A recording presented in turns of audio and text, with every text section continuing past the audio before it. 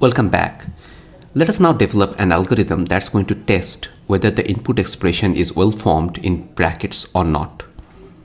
Whatever we have discussed in the last tutorial, we'll be implementing that through this algorithm. If you have not watched the last lecture, then I will strongly recommend to view that first and then come to this lecture and follow it. So we had this error variable there in the algorithm. That's the first thing that we did. The initial value for this error variable is false. It's a Boolean kind of variable. And whenever we find an error while scanning through the expression, we'll turn the error variable to true. So let us now move forward. We'll have a while loop for scanning through the input expression. So while not end of the expression, we need to go ahead and fetch the next character from the input expression. So it's the next character of input expression. And now we need to test the content of this next char. So if the next char is opening parenthesis, or next char is a opening curly brace, or the next char is a square bracket, opening square bracket, then what I need to do is to push this next char into the stack. So we have a stack there, and when we develop the program, we'll be declaring the stack and we'll initialize the stack as well.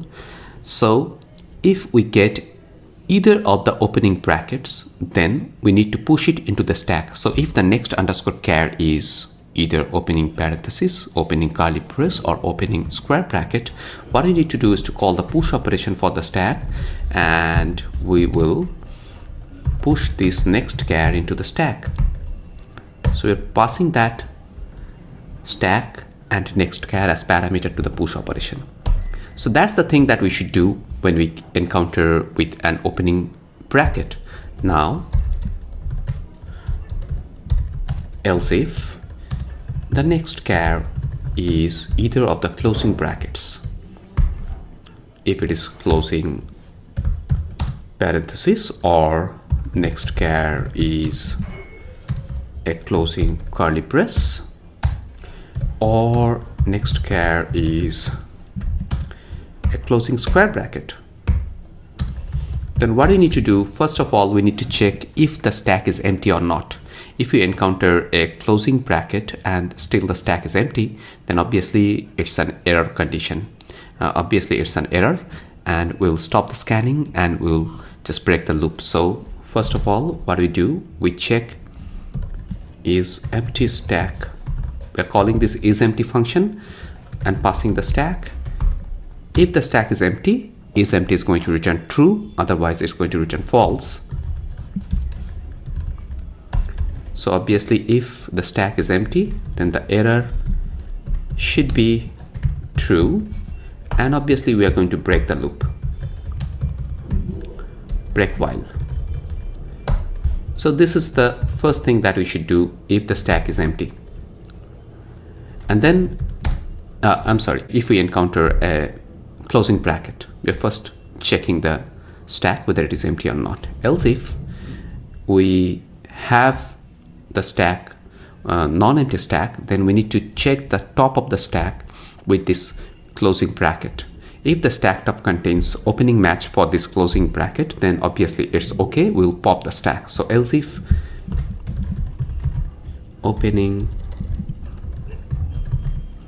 match for this stack top of stack with this next char. Now you can see that what we are doing here, we are calling the isOpeningMatch function that we need to write while developing the program, and the purpose of the function is straightforward. We are passing two parameters. The first one is the content of the stack top. It's not popping the stack, rather it's only fetching the content of the top of the stack. It's only fetching the top of the stack and it is passing there as the first parameter. And the second parameter is the next char. Possibly the stack top is containing the opening match. So if they match, then the is opening match is going to return true. Otherwise, if they fail, it's going to return false. So if stack top matches as the opening match for the next char, then what we need to do is to pop the stack and move forward. Else, if they do not match, that means there are errors. So what we need to do, we need to turn the error to true, and then we need to break while. So that's what we should do if we encounter any closing bracket, either of the closing brackets.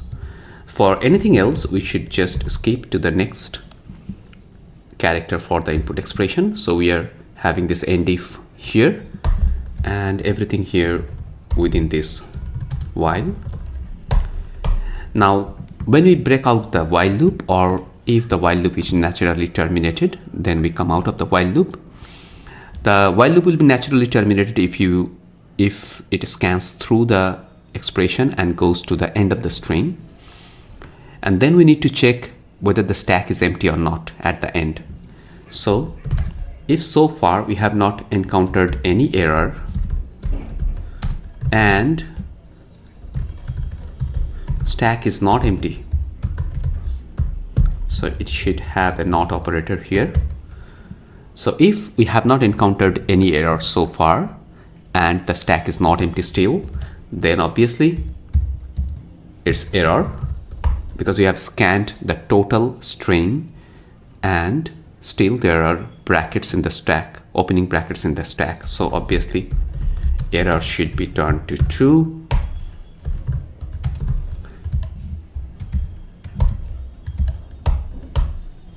And that's it. Now at the end, what we need to check is error. If the error is true, then we should print a message that the input expression does not contain well-formed brackets. Else, print the input expression is well formed.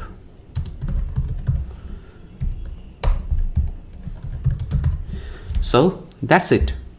This is the total algorithm for this purpose. You can see that without the stack, we could not have implemented this so easily.